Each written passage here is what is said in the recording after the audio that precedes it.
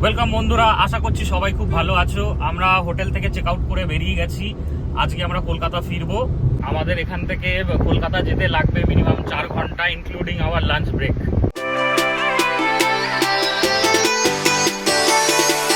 ডাব কত গো? কত করে? ওটা 50 টাকা, এটা 70 টাকা। বেরিয়ে দাঁড়িয়ে গেছি এক জায়গায়, ডাব দেখে ডাব খেতে ইচ্ছা করলো। ভালো খেতে।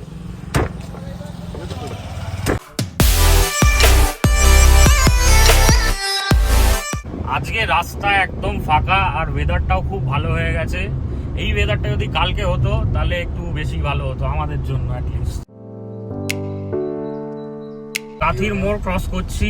আজকে রাস্তা খুব ফাঁকা, তাই জন্য কিলোমিটার তাড়াতাড়ি কভার হচ্ছে। ঘন্টায় ক্রস করলাম। এখান থেকে কলকাতার ডিস্টেন্স দেখাচ্ছে এখন 150 কিলোমিটার।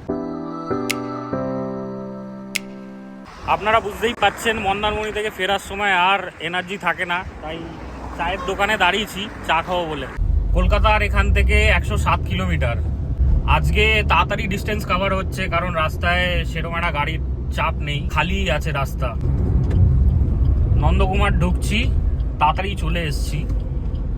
আর এখান থেকে ধরো আরো 2 ঘন্টা লাগবে।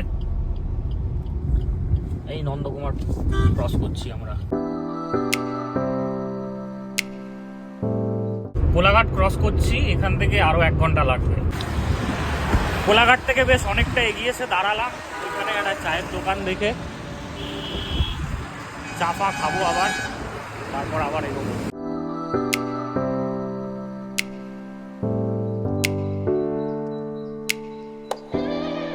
খুব জোরে বৃষ্টি নেমে গেছিল, আর এখান থেকে আমরা চায়ের সাথে ডিমের চপ, মোচার চপ আর সিঙ্গারা খেলাম। আশা করছি আর 1 ঘন্টার মধ্যে বাড়ি ঢুকে যাবো।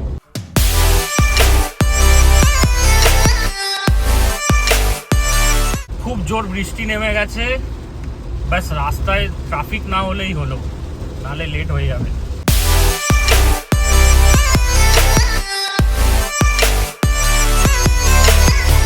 এখন আমরা আছি দক্ষিণেশ্বর টোলে। মোটামুটি এসেই গেছি বাড়ি, আর বেশিক্ষণ টাইম লাগবে না, আর আধা ঘন্টা ম্যাক্সিমাম।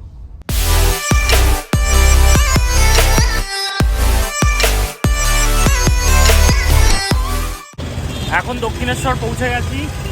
ট্রিপ শেষ আমাদের, দারুণ কাটলো। আপনাদেরও আশা করছি ভিডিওটা ভালো লাগবে দেখে। চেষ্টা করব সুন্দর করে এডিট করে বানানোর। টাটা, চলো টাটা টাটা। মার উল্টো মার।